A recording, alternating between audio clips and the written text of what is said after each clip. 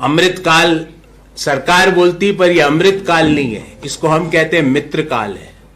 और इस मित्रकाल में मित्रकाल पूंजीवाद को बढ़ावा दिया जा रहा है। मैं आपसे पूछता हूं, जांच करने की बजाय इस बजट में 50 नए हवाई अड्डों की घोषणा की गई। मैं आप सब लोगों से पूछता हूं, क्या हमको इंतजार करना पड़ेगा यह जानने के लिए कि वो हवाई अड्डों का संचालन कौन करेगा? अडानी जी एक बिजनेस में एंटर करते हैं, भारत सरकार उसके 6 महीने बाद उस बिजनेस के लिए एक ब्लूप्रिंट, एक नया योजना, एक सब्सिडी, एक नई स्कीम लेके आ जाती है। उदाहरण देता हूं साथियों आपको, 1 फरवरी को मित्रकाल का बजट आया, 50 हवाई अड्डे नए अनाउंस हुए, किसको संचालन में जाएंगे हमें पता है। 14 जून 2022 को अडानी समूह ने घोषणा की कि अब मुझे हाइड्रोजन में $50 बिलियन का इन्वेस्टमेंट करना है, hydrogen as a fuel. Bharat सरकार ने राष्ट्रीय हरित हाइड्रोजन मिशन को 4 जनवरी 2023 को मंजूरी दे दी और 19,744 करोड़ रुपए का उस पर एलोकेशन हो गया। पहले अडानी स्कीम अनाउंस करता है कि मैं इस एरिया में जाऊंगा, उसके बाद भारत सरकार फंड एलोकेट कर देती है। यह संयोग है या प्रयोग है? हम देश के हर व्यक्ति की ओर से सरकार से पूछना चाहते हैं। हवाई अड्डों की बात कर लेते हैं। 6 हवाई अड्डों के संचालन के लिए टेंडर आए 2019 में, 6 के 6 एक साथ अडानी को चले गए।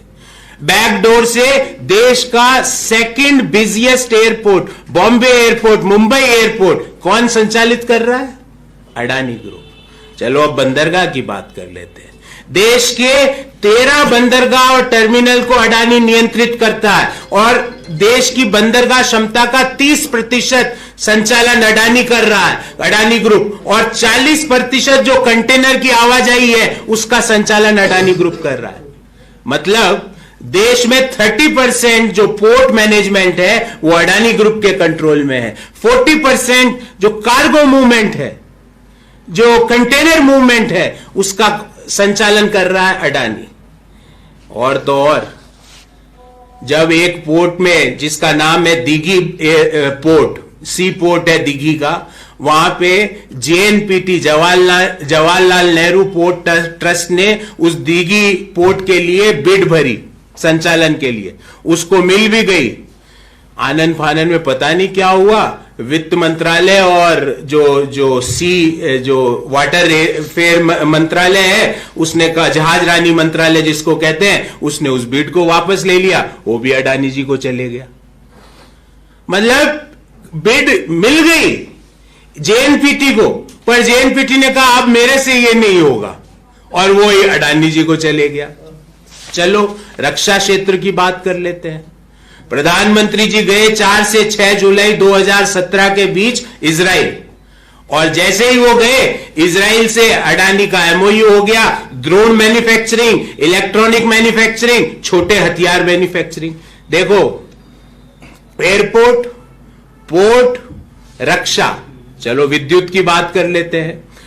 यूपीए ने 2010 में बांग्लादेश सरकार से MOU किया कि हम 1320 मेगावाट का थर्मल पावर प्लांट लगाएंगे। जैसे ही मोदी सरकार आई, ये थर्मल पावर प्लांट झारखंड के गोड्डा में लगाने का काम अडानी को मिल गया। मतलब कोई भी स्ट्रेटेजिक इंटरेस्ट का विषय हो, भले ही वो पानी हो, आकाश हो, अग्नि हो, हम कहते हैं ना पंच महाभूत, ये पंच महाभूत को कंट्रोल कर लिया अडानी ग्रुप ने। अब ये संयोग है कि प्रयोग है?